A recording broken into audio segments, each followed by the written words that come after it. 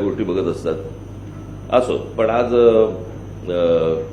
दोन गोष्टी महत्वाच्या मला तुमच्याशी बोलायच्या आहेत. म्हणजे माझी 17 तारखेची जी सभा आहे शिवाजी पार्कवरती ती आहे म्हणताना मला आता ती होती म्हणावी लागेल. याचं कारण माझ्याकडे अजूनही परवानगी आलेली नाही त्या सभेची. सरकारकडनं ज्या प्रकारची परवानगी यायला लागते त्या प्रकारची परवानगी आलेली नाहीये आणि त्याच्यामुळे आता माझ्याकडे फक्त 1-1.5 दिवस फक्त त्या सभेसाठी उरलेला आहे आणि या 1.5 दिवसामध्ये सगळ्या परत सभा करणं हे जरा कठीण होऊन बसते. त्याच्यामुळे 17 तारखेची सभा आम्ही करत नाही आहोत. त्याच्याऐवजी मी माझा मुंबई, ठाणा आणि या सगळ्या भागामध्ये माझा सर्व मतदारसंघांमध्ये माझा दौरा होणार आहे. सकाळपासून होईल तो सुरू आणि संध्याकाळपर्यंत चालू असेल. आज मी इथे जाहीरनामा प्रसिद्ध करताना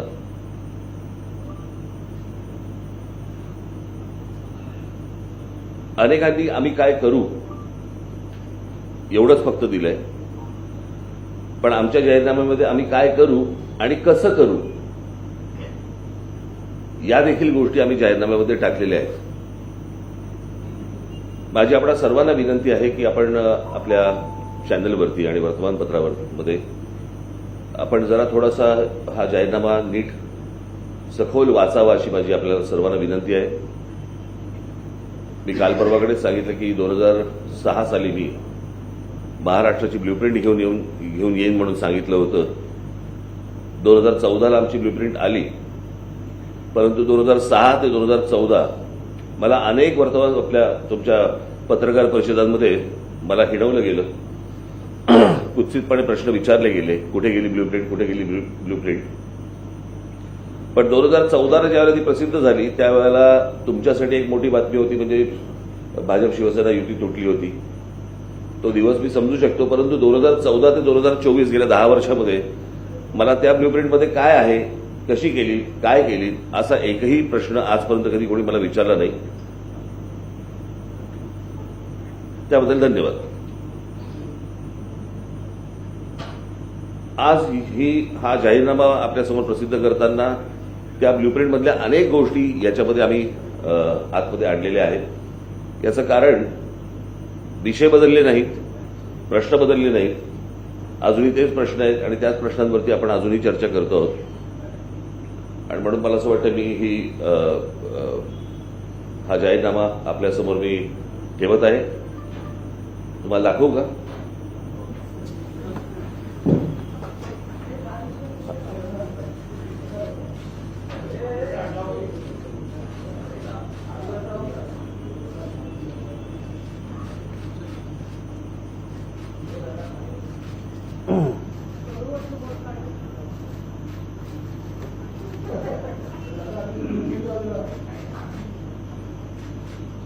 ठीक आहे. आज हा जाहीरनामा प्रसिद्ध करताना आमच्या अनेक लोकांना इथे मी बोलवलं नाही. याचं कारण ते आपापल्या मतदारसंघामध्ये प्रचार करतायत. त्याच्यामुळे मी त्यांना काही त्रास दिला नाही आणि इथे त्यांना बोलवलं नाही. परंतु मला असं वाटतं एक मिनिट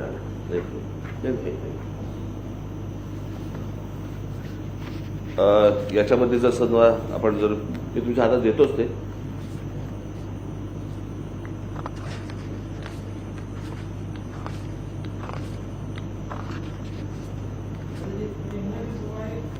अनुक्रमणिका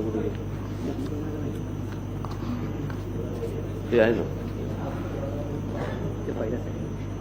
हा इथला पहिला सेक्शन जो आहे तो म्हणजे मूलभूत गरजा आणि दर्जेदार जीवनमान.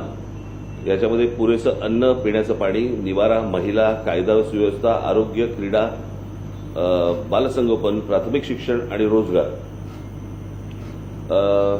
त्याच्यानंतर पुढच्या सेक्शनमध्ये आहे दळणवळण, वीज, पाण्याचे नियोजन, महाराष्ट्रभर शहरांचे जाळे, घनकचरा व्यवस्थापन, मलनिस्सारण, मोकळ्या जागा, इंटरनेट उपलब्धता, पर्यावरण आणि जैवविविधता.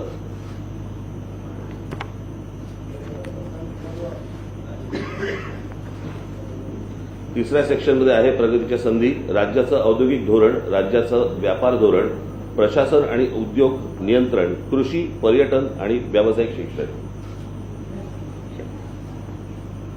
आणि चौथा शेवटचा त्यातला भाग आहे मराठी अस्मिता, मराठी आणि समाज, दैनंदिन वापरात मराठी, प्रशासनात मराठी, डिजिटल जगात मराठी, शिक्षणात मराठी, जागतिक व्यासपीठावर मराठी, मराठी साहित्य प्रसार, गड आणि किल्ले संवर्धन आणि पारंपरिक खेळ.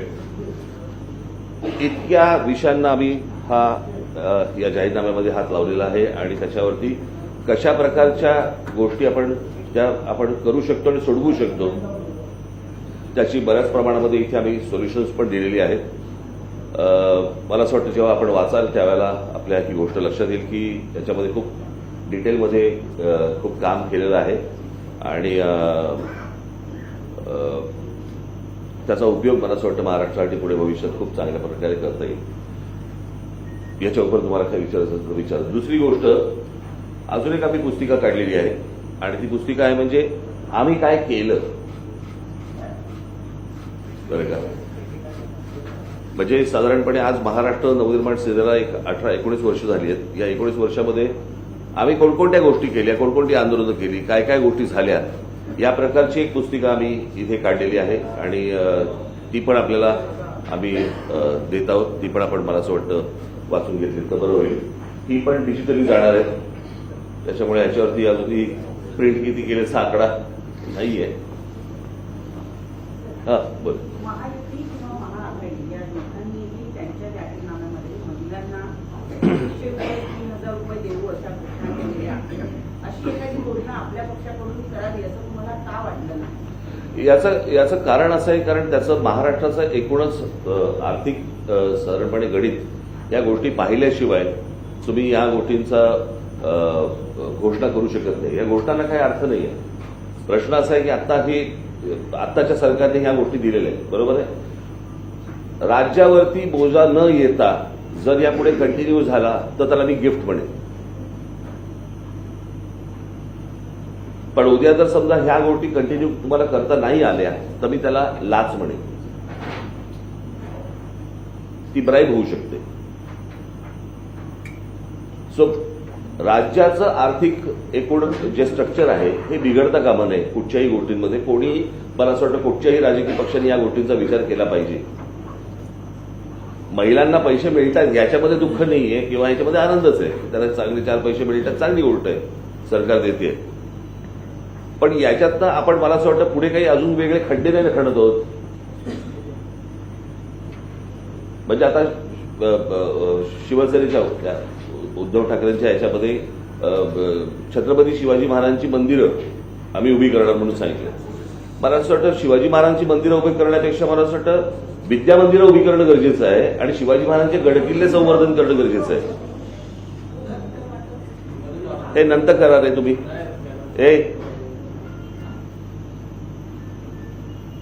तर मला असं वाटतं काहीतरी गल्लत होतीये. मंदिरं आज मला असं वाटतं चौकामध्ये सगळीकडे पुतळे आहेत आपल्याकडे. तर विद्या मंदिरं जास्ती होणं गरजेचं आहे, ती चांगली होणं गरजेचं आहे, मुलांना चांगलं शिक्षण मिळणं गरजेचं आहे आणि शिवाजी महाराजांचे गडकिल्ले चांगले होणं गरजेचं आहे.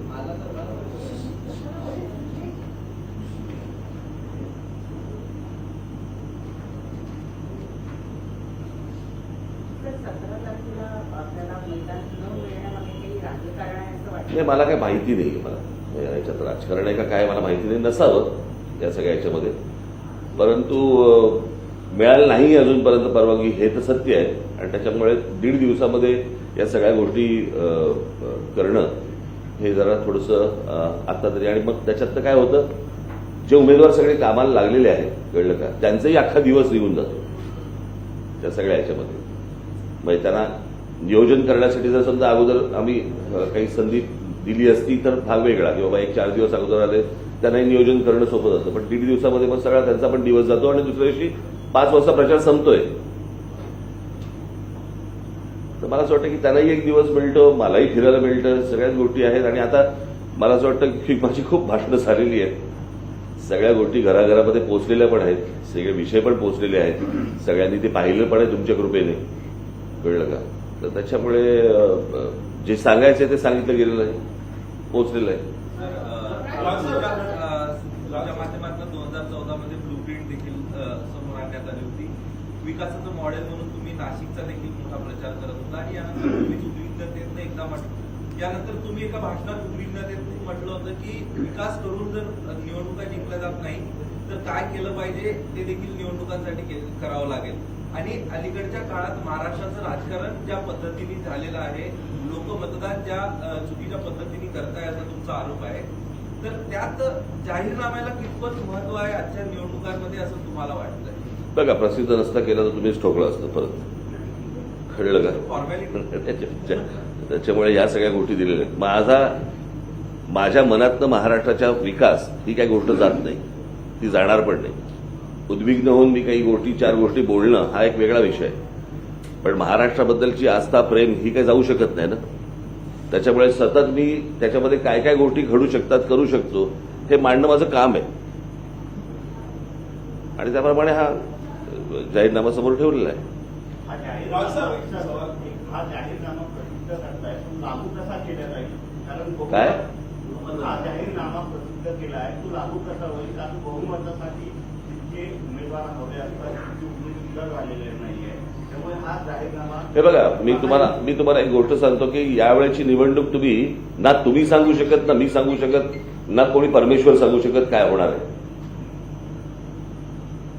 मला माहिती नाही तुम्ही पत्रकारितेमध्ये किती वर्ष आहात, परंतु महाराष्ट्राच्या राजकारणात अशा प्रकारची निवडणूक आजपर्यंत कधी झालेली नाहीये.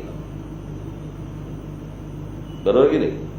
म्हणजे जर समजा तुम्ही गेली लोकसभा पाहिली असेल, तिथला एक खासदार सुरुवातीला 1 मताने निवडून आला होता.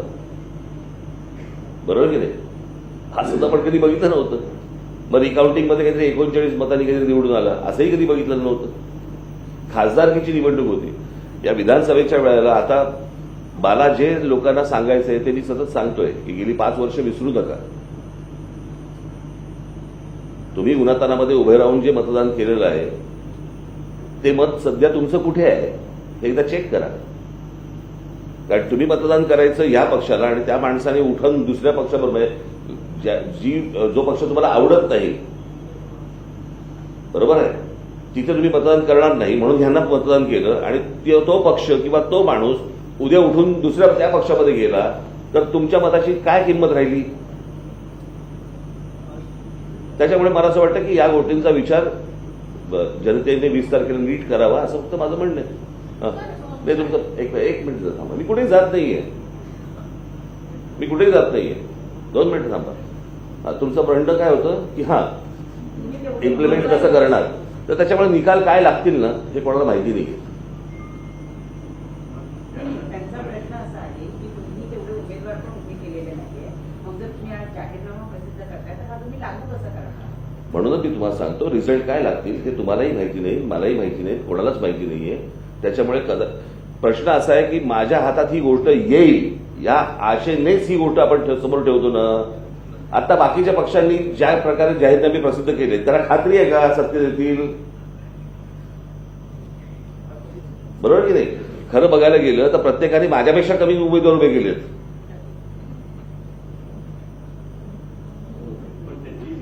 हो ना.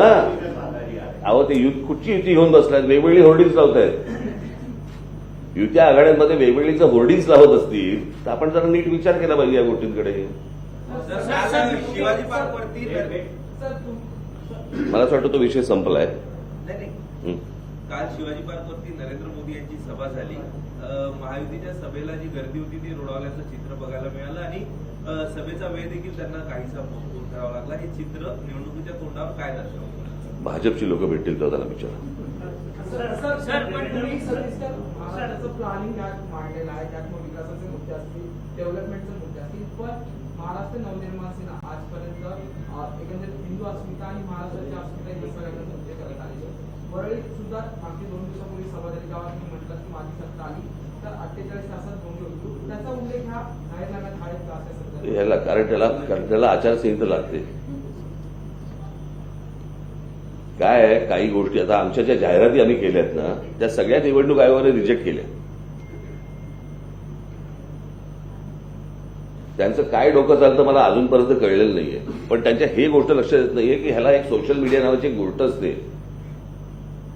कळलं का? ते अजूनही मला असं वाटतं पूर्वीच्या जगात आहेत ते.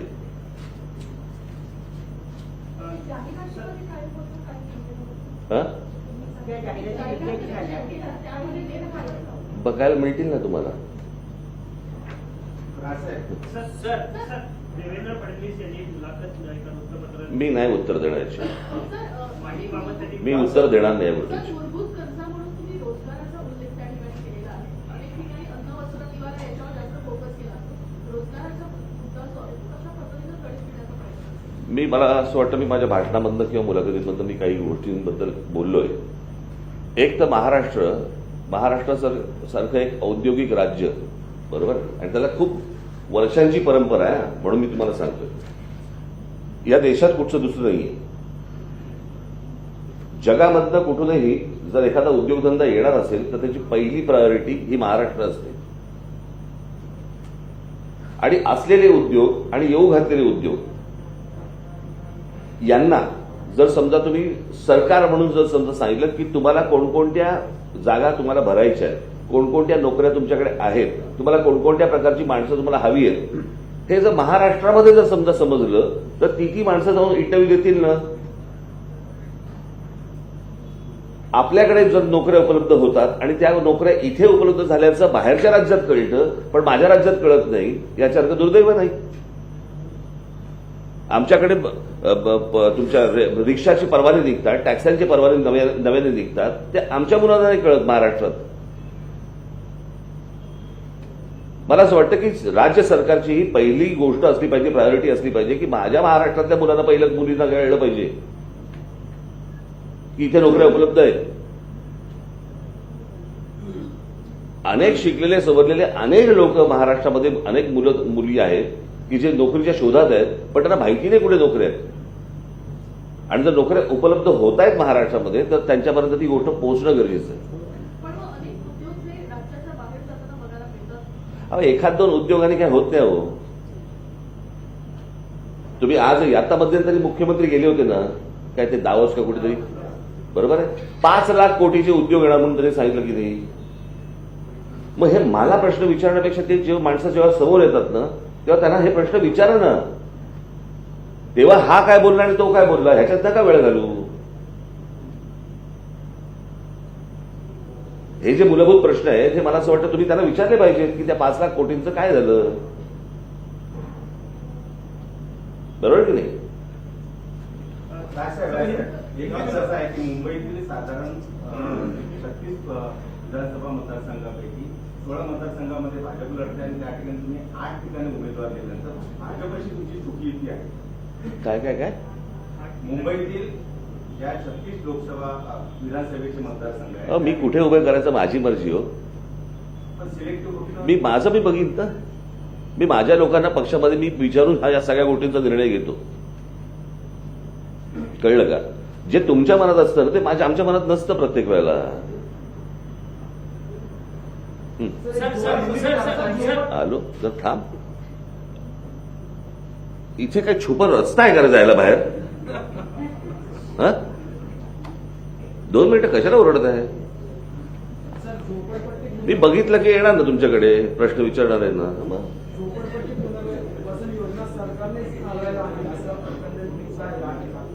खरं तर महाराष्ट्रात किंवा देशातील सर्वात मोठी झोपडपट्टी मुंबईत आहे नावाची. त्याबद्दल तुमचं मत काय? मी हे अनेकदा माझ्या भाषणामधनं म्हटलेलं आहे की हा जो नफा आहे हा नफा राज्य सरकार का सोडतंय? हा राज्य सरकारला मिळणारा नफा आपण बिल्डरांच्या घशात का घालतो? झोपडपट्टी पुनर्वसन योजना जर समजा राज्य सरकारने केली त्यांनी पार्टनर कोणालाही घ्यावा तो विषय वेगळा, पण ही जर समजा राज्य सरकारने जर समजा केली तर त्याचा नफा राज्याला मिळेल जो बिल्डरांना मिळतोय. झालं? तर तुमचं सरकार आलं तर मग ह्याच्यावर पुन्हा एकदा विचार केला जाईल. 100% अडाणी कोण काढेल? 100%. कशाला खासगी कशाला माणसं पाहिजेत तुम्हाला? कोणी का बिल्डर असे ना, मुळात या पहिल्या झोपडपट्ट्या येत आहेत कशा, बरोबर आहे? यांना कोण वसवतंय? काय आहे, हा धंदा झालाय. इथे उभ्या करायच्या, मग इथे ती जागा एसआरए मध्ये आणायची, मग इथून उचलायच्या दुसरीकडे न्यायच्या. बोल. सर, एक राजकीय प्रश्न आहे. तुम्ही म्हणतात की गेल्या 5 वर्षात राज्यात काही झालंय ते सगळ्या जनतेने बघावं, त्याच्यानंतर मतदान करावं. परंतु देवेंद्र फडणवीसांचं एक वक्तव्य होतं की 2 पक्ष फोडून मी सत्तेवरती आलेलो आहे म्हणून. तर मग ही तुम्ही म्हणतायत की कोणावरच्या चिन्हावर ते निवडून आले आणि कुठे मला असं वाटतं मी लोकांशी बोललेलो आहे, लोकांनी या गोष्टीवरती विचार करावा. परंतु सर, तुम्ही काही माध्यमांना मुलाखती देताना सुद्धा म्हणतात की बहुतेक कळ आहे की भाजपचा मुख्यमंत्री. बघा, माझ्या दृष्टिकोनातनं कामं होणं महत्वाचं आहे. हा फाफट पसारा जो आहे ना, हा फाफट पसारा सुधारला पाहिजे. सर, हा विरोधाभास नाही का? ह्याच्यात कशाला आला विरोधाभास? एक त्यांची भूमिका झाली, कळलं का? एक माझा विचार झाला या गोष्टीमध्ये. तुमचं म्हणणं मी तसाच वागू असं म्हणणं असेल तर मी तसा वागायला तयार आहे ना, मला काही प्रॉब्लेम नाही त्यातला. पण जेवढा इथे माझ्यासमोर जेवढा कंठ काढतात ना, तेवढा फक्त समोरच्या पत्रकार परिषद असतात ना, तेव्हाही काढत जा. हिंदी में जाना चाहिए सर, हिंदी में जाना चाहिए. नाही, मी मराठीत सांगणार उत्तर. थांब, आता आपण झोपडपट्टी या 2 मिनिटं थांबता जरा त्यांना. ते मगापासून खूप वेळा हात होते ना, हात 2 मिनिट. सर, 2 मुद्दे हैं जिनको लेकर आप सबसे ज्यादा वोकल रहे हैं. जहां कहीं भी आप चुनाव प्रचार में जाते हैं उसकी चर्चा सबसे ज्यादा करते हैं. अवैध बांग्लादेशी जो घुसपैठ कर रहे हैं महाराष्ट्र में कई सारी जगहों पर, मुंबई में भी एक बड़ी समस्या बने हुए हैं, वो एक है. और एक अवैध लाउड स्पीकर जो हमेशा आप अपने चुनावी सभा में बोलते हैं कि वो अगर मैं सत्ता में आ जाऊंगा तो उतार दूंगा, लेकिन आपके मैनिफेस्टो में उसकी चर्चा नहीं दिखाई दे रही है. वजह क्या है? आता उत्तर दिलं ना त्याचं. हिंदीमध्ये हिंदी में थोड़ा जानना चाहिए. नाही, आपण मराठीत समजतं सगळ्यांना. मी होर्डिंग पण मराठीत लावले. मी त्याची टाइम्स ऑफ इंडियाला जाहिरात पण मराठीत दिली होती. समजतं सगळ्यांना. प्रश्न विचारला. 4-5 दिवसांपूर्वी टाटा इन्स्टिट्यूट ऑफ सोशल सायन्सचा एक अहवाल आला. जाहीरनामा हा भविष्याकरताच असतो बहुतेक वेळेला. तो जे रोहिंगे किंवा बांगलादेशी मुंबईमध्ये येत आहेत, झोपडपट्ट्यांमध्ये राहत आहेत, त्यांना वसवलं जात आहे, याच्या संदर्भात आपण काही करणार? आता तुम्हाला ह्याचं उत्तर, टायपिस्ट, आता मी तुम्हाला कंबाईन उत्तर देतो. उद्या त्यांच्याबरोबर समजा मला जायची वेळ येईल, आली जर समजा, तर माझा मॅनिफेस्टो पहिला असेल की ह्याच्यावरती त्यांचं उत्तर काय. कळलं का? आज जाऊन खुर्च्या उभवणे हा माझा धंदा नाहीये. पण ह्याच्यावरती जर समजा उत्तर मिळणार असतील तर मला असं वाटतं जास्ती चांगलं होईल. बोला. हा, सॉरी, तुमचा प्रश्न करतो. तर त्यामध्ये हे जे बांगलादेशी किंवा जे रोहिंगे येत आहेत, मुंबईवर आक्रमण करतात किंवा मुंबईमध्ये ते राहत आहेत किंवा त्यांना बसवलं जात आहे, या संदर्भामध्ये आपण त्यांच्याशी चर्चा करून त्याचं उत्तर मिळालं. मी तुम्हाला एक गोष्ट सांगू, मी माझ्या भाषणामधनं अजून एक गोष्ट बोलतोय बरं का, ती म्हणजे पोलिसांना या सगळ्या गोष्टी माहिती आहेत. त्यांना कुठे काय चाललंय ह्या सगळ्या गोष्टी डिटेलमध्ये माहिती आहेत. आपल्याकडे लॉ आहे, ऑर्डर नाही. या गोष्टींवरती मला असं वाटतं की राज्याचा विचार करता कोणाचाही बाकीच्यांचा विचार न केलेला पाहिजे आणि त्यातनं मला असं वाटतं कारवाई होणं गरजेचं आहे. हे एकदा होताना दिसलं तर यायचं बंद होतं. मी अनेकदा माझ्या भाषणामधनं अनेकदा ही गोष्ट सांगितलेली आहे की 4 प्रकारच्या जमिनी असतात. एक असते केंद्र सरकारची, एक असते राज्य सरकारची, एक असते महानगरपालिकेची आणि एक असते खासगी. बरोबर? केंद्र सरकारच्या जमिनीवरती झोपडपट्ट्या होतात किंवा अनधिकृत बांधकामं होतात, राज्य सरकारच्या होतात, महानगरपालिकेच्या होतात, खासगी नाही होत, कारण त्याला आईबाप असतो. जर समजा आपण गोदरेजची जागा आपण बघितली, गेले अनेक वर्ष ती जागा तशीच्या तशी आहे, कारण त्याला आईबाप आहे. मला असं वाटतं राज्य सरकारने या गोष्टींचा विचार केला पाहिजे की आपल्या ज्या जागा आहेत यांच्यावरती ह्या सगळ्या गोष्टी अनधिकृत बांधकामं का होत आहेत.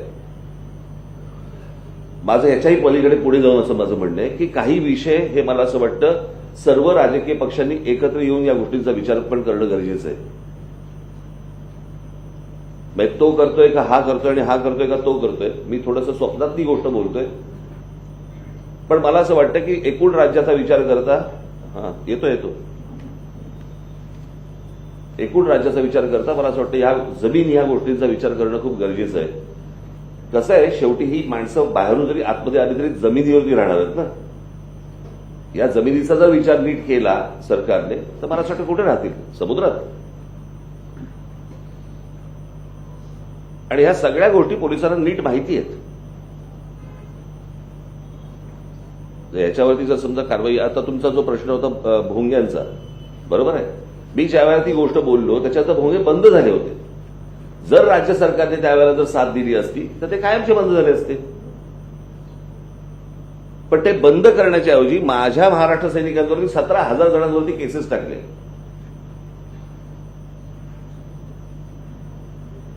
आता ह्या सगळ्या परिस्थितीमधनं परत ते सगळे सुरू झाले. संध्याकाळच्या सकाळपासूनच्या कॉन्सर्ट ज्या सुरू होतात त्यांच्या, त्या आता जोरात सुरू झाल्या.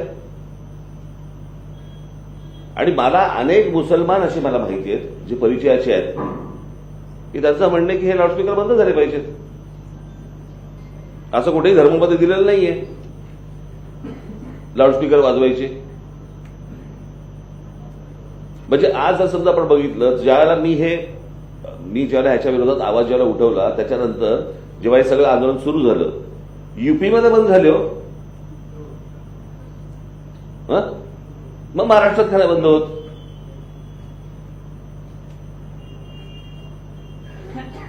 लाऊडस्पीकर तुमच्या उत्सवाच्या दिवशी आपण समजू शकतो. तो कोणाचा उत्सव समजा असेल, उद्या आपला गणपती असेल, उद्या त्यांचं काही असेल, एक 10-12 दिवसाचं आपण समजू शकतो सगळ्यांच्याच धर्माचं. 365 दिवस 24 तास तुम्ही ही गोष्ट चालवायची, ही कुठची पद्धत आली धर्माची? आणि मला एक अजूनपर्यंत गोष्ट कळली नाही. आता तुम्ही आपण आपल्या सगळ्या घरांमध्ये देवारा असतो, बरोबर? आपण घरामध्ये घरातनं निघताना आपण देवारासमोर जातो, नमस्कार करतो, पूजा काहीतरी करतो आणि बाहेर निघतो, बरोबर? आपण सगळे पूजा करायला रस्त्यावरती येतो. नाही, नमाज पडायला कशाला रस्त्यावरती येतात? घरात पडा तुम्हाला काय प्रार्थना पडायची ती. हे नुसतं नमाज पडणं नाहीये, ह्याच्या मागून ताकद दाखवणं पण आहे.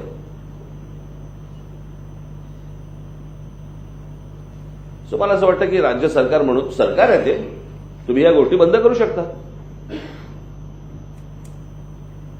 ताई बोला. महत्वाचा विषय वोट जिहादचा तुम्ही थोडं आहे. कशावर? वोट जिहाद नावाची एक जोरात चर्चा सुरू आहे. वोट जिहाद? हां. हां.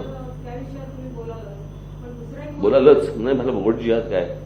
मुसलमानांनी मतदान करणं म्हणजे वोट जिहाद आहे. अच्छा, त्याला नाव दिलं. आणि दुसरा विषय मी मला परत बोलायला की श्रमिक कायदा जो कृषी कायद्याबरोबर श्रमिक कायदा झाला तो 4 वर्षांपूर्वी झाला. आणि आता महाविकास आघाडीच्या जाहीरनाम्यामध्ये असं दिलं की त्यांनी आम्ही तो कायदा इथे लागू करणार नाही. त्याच्यामुळे अनेक, जसे म्हणतो आपल्याला कामं मिळायला पाहिजे, रोजगार, या कायद्यामुळे खूप रोजगार गेलेला आहे.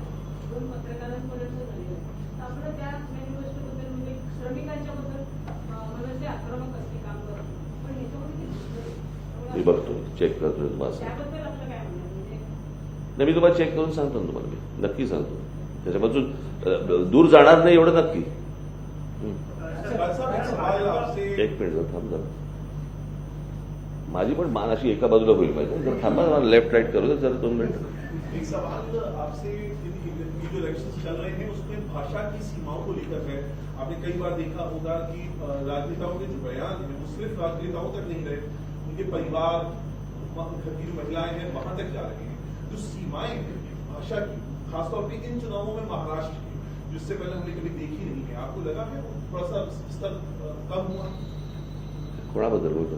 राजकीय ते कळलं मला हिंदी येतं रे. हे बोलताय कोणाबद्दल मला कळलं.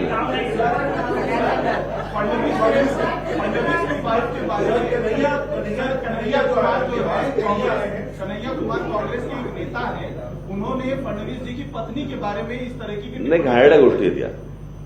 मला या अत्यंत चुकीच्या आणि घाणेरड्या गोष्टी आहेत. त्या स्त्रीचा राजकारणाशी काही संबंध नाहीये. यांची बौद्धिक पातळी जी आहे ना, ही यातनं कळते. ही काय सुमार दर्जाची माणसं आहेत ती.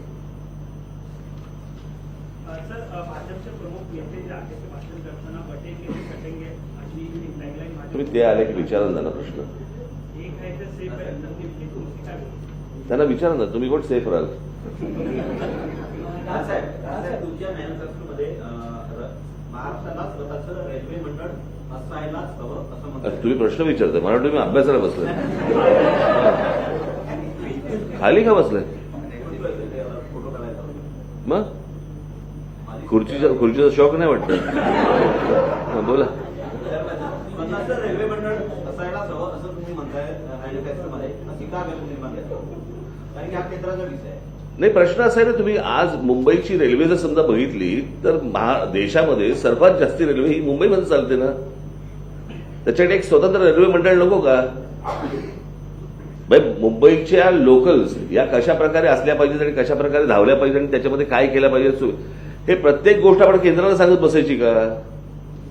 मग त्याच्यामध्ये मी घनकचऱ्याच्या एक आम्ही केलेलं आहे बरं का. त्या घनकचऱ्याच्या ह्याच्यामध्ये आम्ही सांगितलेलं आहे की आपण इथून गाड्या पाठवतो आणि ही जी सगळी डम्पिंग ग्राउंड जी आपल्याकडे होतात, ही सगळी डम्पिंग ग्राउंड काढून टाकली पाहिजे. मी परवा दिवशी त्या ह्याला पण गेलो होतो, विक्रोळीला, कन्नमवार नगरमध्ये. मला कशी माणसं जगतात राहतात समजतच नाही. आणि मला असं वाटतं की मुंबई ठाण्याच्या पलीकडे कुठेतरी एक जागा बघावी ज्याच्यामध्ये आजूबाजूला परत कधी वस्ती होणार नाही अशी जागा बघून हा संपूर्ण कचरा, मी काय बोलतो लक्षात ठेवा, हा संपूर्ण कचरा मालगाडीने तिथपर्यंत पाठवावा. त्यासाठी एक स्वतंत्र वेगळी रेल्वे असावी. म्हणजे भागाभागाबंद कचरा गोळा करून त्या मालगाडीमध्ये गेला आणि तो कचरा जर समजा रेल्वेने तिथपर्यंत गेला तर बाकीच्या नुसत्या ज्या गाड्या जातात ना, कचरा घेऊन जातात का कचरा टाकत जातात तेच कळत नाही. त्याच्याऐवजी एक जर समजा आपण अशा प्रकारची सिस्टीम आणली तर तिथपर्यंत कचरा जाईल. एक आणि दोन, आम्ही नाशिकला त्या कचऱ्यावरती प्रोसेस्ड प्लांट आम्ही तयार केला. तुम्ही जर नाशिकच्या हायवेवरनं गेला तर तुमच्या लक्षातही येणार नाही की इथे डम्पिंग ग्राउंड आहे म्हणून. म्हणजे त्या सगळ्या गोष्टी घडू शकतात, होऊ शकतात. मग मुंबईत का नाही होत आहेत?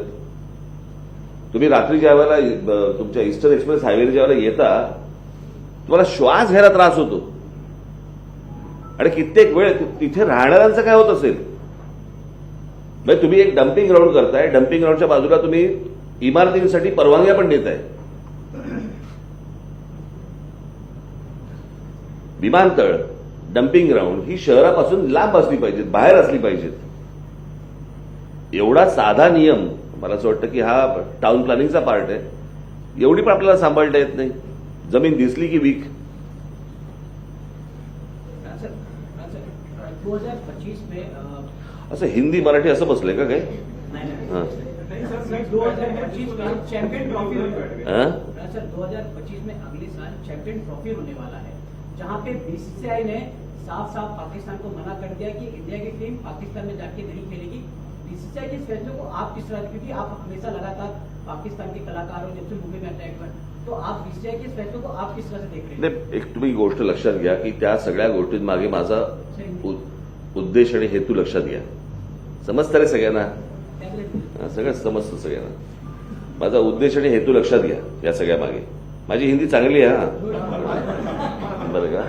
म्हणजे मला राजच्या खाली नुकता दिल्यावर त्याचा ज होतो हे वगैरे इथपर्यंत मला माहिती आहे. इथपर्यंत माझी हिंदी चांगली आहे. तर त्याच्यामुळे विषय कलाकारांचा नाही, विषय ते आपल्या कलाकारांबद्दल कसे वागतात. तुम्हाला आठवत असेल की जावेद अख्तर साहेबांनी पाकिस्तानात जाऊन त्यांना सुनावलं होतं, बरोबर आहे? की तुम्हाला कधी लता मंगेशकरांना इथे आणावंसं नाही वाटलं, तुम्हाला कधी आशा भोसलेंना, मोहम्मद रफींना, किशोर कुमारना कधी पाकिस्तानामध्ये आणावंसं नाही वाटलं.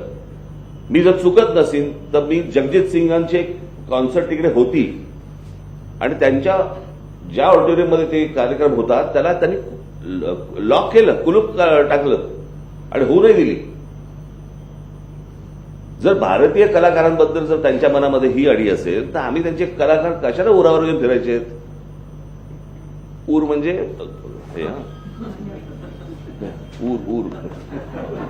ऊर बडवतो ना आपण. ऊर आप बीसीसीआई के फैसले का स्वागत करते सर? अर्थातच चांगली गोष्ट आहे. परत मी तुम्हाला तेच सांगतोय की हा विषय हा क्रिकेटचा नाहीये. माझ्या अनेक पाकिस्तानी क्रिकेटर्स माझ्या पण आवडीचे आहेत, कळलं का? मग ते वासिम अक्रम असेल, नाहीतर तुमचं इम्रान खान पूर्वीचे असतील, किंवा अनेक चांगले प्लेयर्स होते. हा विषय प्लेयर्सचा नाहीये, हा खेळाडूंचा नाहीये, हा त्या देशाच्या प्रवृत्तीचा आहे, वृत्तीचा आहे. ते आपल्याशी ज्या प्रकारे वागतात ती अत्यंत घाणेरडी आणि चुकीची गोष्ट आहे आणि ही गोष्ट त्यांना समजली पाहिजे. त्यांच्या कलावंतांना तिकडे पैसे मिळत नाही, ते इथे येऊन पैसे कमवतात आणि आमच्या कलावंतांबद्दल तुम्हाला रिस्पेक्ट नाहीये. आम्ही कसं काय थांब रे जरा. बोलत असताना मध्ये अशा हात आले ना की मला डिस्टर्ब व्हायला होतं. अहो थांबा, मी आता काय सांगितलं, विवृत. सो मला असं वाटतं की या गोष्टींचा प्रत्येक देशाने विचार केला पाहिजे की आपण काय करतो आणि काय बोलतो. बोला. सर रिसेंटली हमने देखा बहुत सारे वीडियोस हर नेता डाल रहे थे उनके बैग चेकिंग होने के और सडनली एक नैरेटिव बन गया था कि किस तरह से बैग चेकिंग हो रहा है. क्या आपको लगता है ये एक राजनीति का स्तर होना चाहिए? मला असं वाटतं माझ्या पण बॅगा दोनदा चेक झाले. कळलं का? त्याच्यामध्ये वाईट वाटण्यासारखी गोष्ट काही नाहीये. मी मुंबई आपल्या सांताक्रूज तुमचं आहे ना त्या काय जू एअरपोर्ट हेलिकॉप्टरने जातात माझ्या पण बॅगा दोनदा चेक झालेत. त्यात वाईट वाटण्यासारखं काय? बट आपके भाई बहुत ज्यादा इसको मुद्दा बना. अहो तुम्हाला मी सांगतो, मी त्याशी माझ्या भाषणात बोललो ना, ज्याच्या हातातनं पैसे सुटत नाही त्याच्या बॅगेत पैसे कसे असतील? निवडणूक आयोगाला काहीतरी कळलं पाहिजे, काहीतरी समजलं पाहिजे गोष्टी. अरे नमस्कार. स्वप्न पाहण्याची क्षमता महाराष्ट्र का हरवून बसला आणि महाराष्ट्राला जगाला मार्ग दाखवावा म्हणजे नेमकं तुम्हाला काय वाटतं? हे आहे देश तर दिलंय मी. हे संपूर्ण जर समजा तुम्ही नीट वाचलं तर त्याच्यामध्ये माझं स्वप्न काय हे तुम्हाला लक्षात येईल. प्रश्न असा आहे की इथे राजकारणी सोडून सगळ्यांना स्वप्न चांगली पडतात,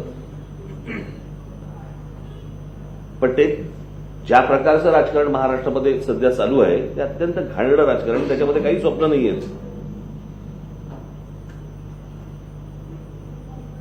म्हणजे आपल्याकडे मी आता काल ह्याला होतो तुमच्या हडपसरला, ट्रॅफिकचा प्रॉब्लेम म्हणजे तुम्ही कल्पना पण नाही करू शकत आपण अशा प्रकारचं. म्हणजे ज्या हडपसरच्या ट्रॅफिकच्या प्रॉब्लेम बद्दल विधानसभेत पण चर्चा झाली होती, इतका ट्रॅफिकचा प्रॉब्लेम आहे.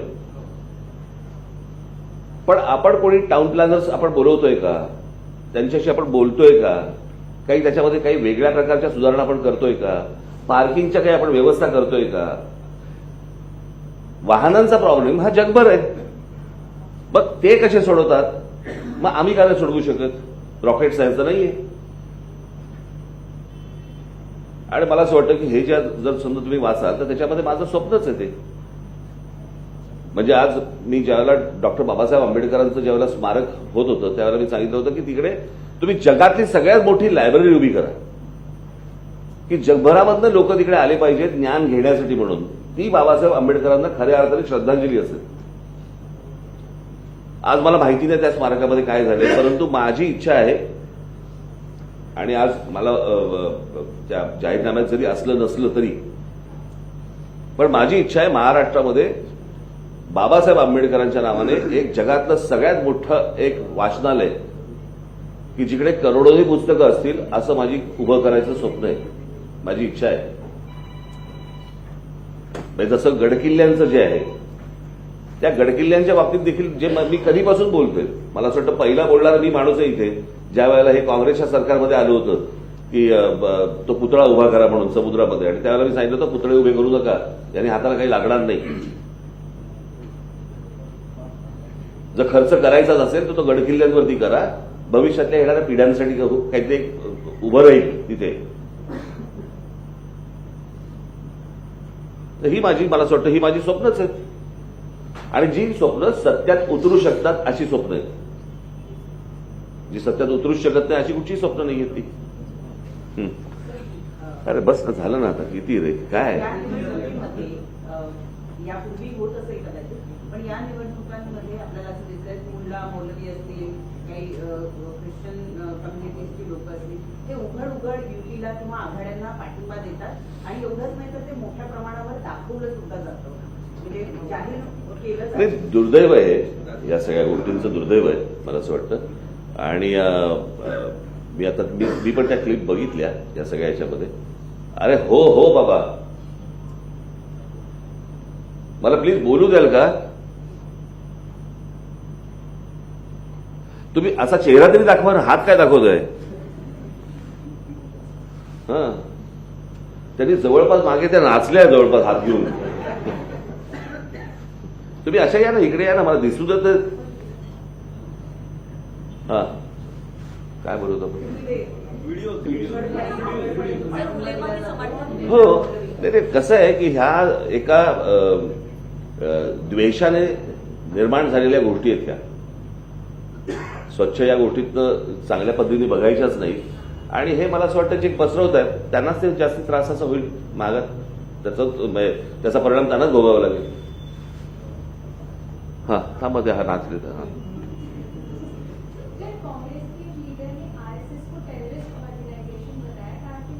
तुम्ही त्यांचे प्रश्न त्यांना विचारा. परंतु मला असं वाटतं की ह्या प्रकारचा विचार एका संघटनेचा, कळलं का, एका संघटनेवरती बंदी आणा, ही काही चांगल्या विचारांची झेप नव्हे.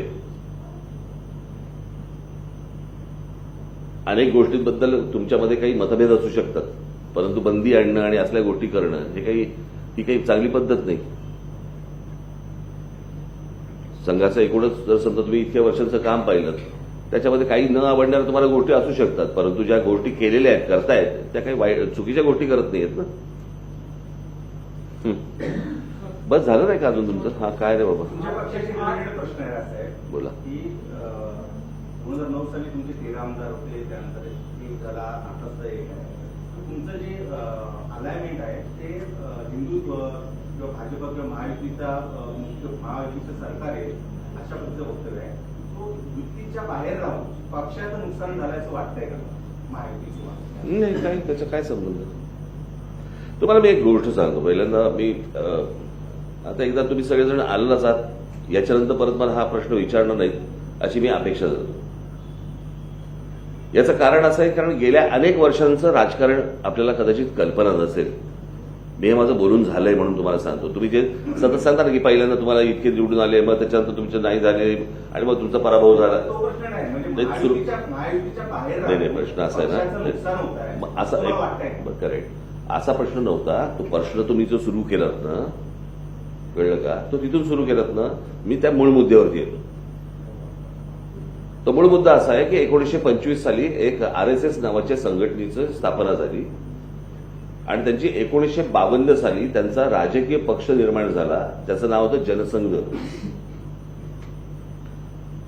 तो जनसंघ त्याच्यानंतर मला असं वाटतं जनता पार्टीचं जेव्हा सरकार आलं त्यावेळेला जनसंघ जनता पार्टी बरोबर होता आणि जनता पार्टीचं सरकार गेल्यानंतर 1980 साली त्याचा भारतीय जनता पक्ष झाला. बरोबर. त्याच्यानंतर त्यांनी गांधीवादी समाजवाद घेतला आणि मग त्याच्यानंतर मग परत ते तो राम मंदिर आणि हा सगळा विषय सुरू झाला.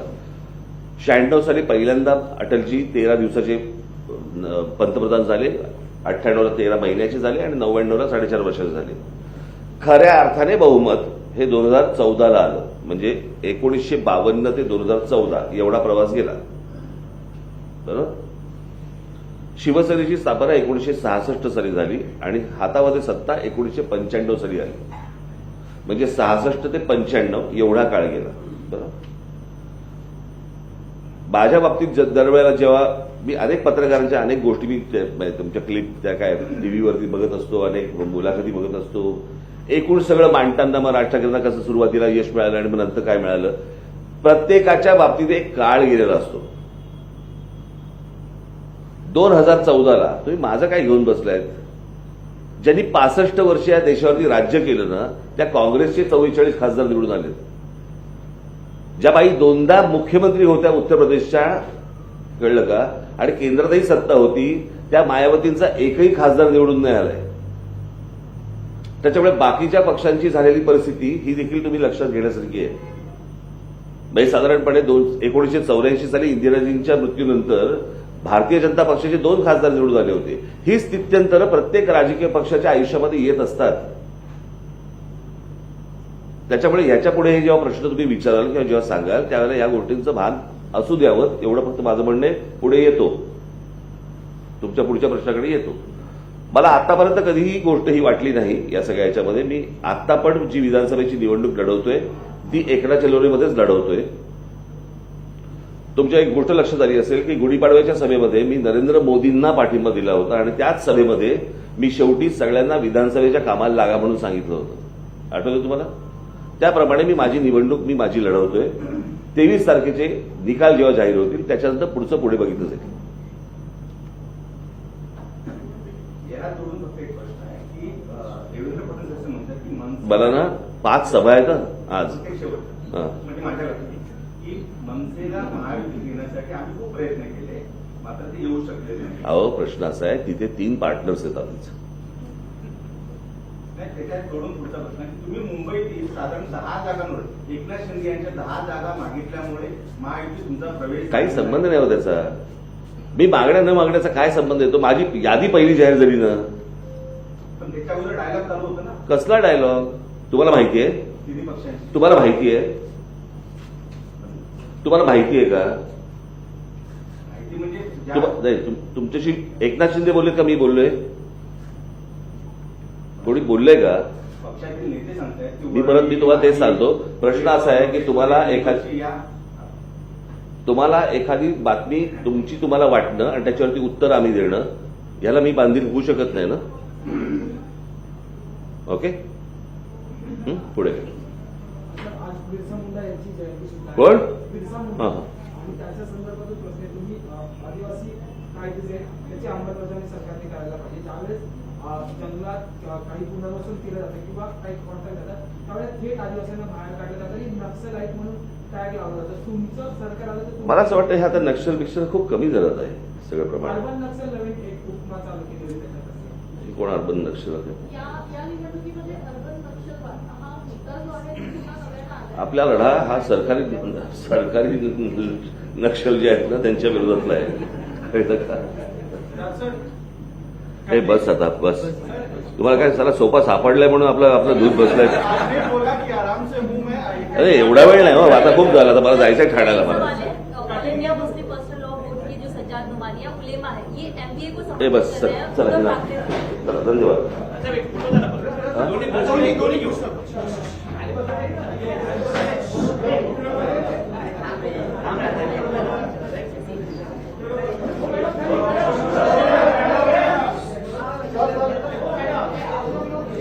परत येत होतं का?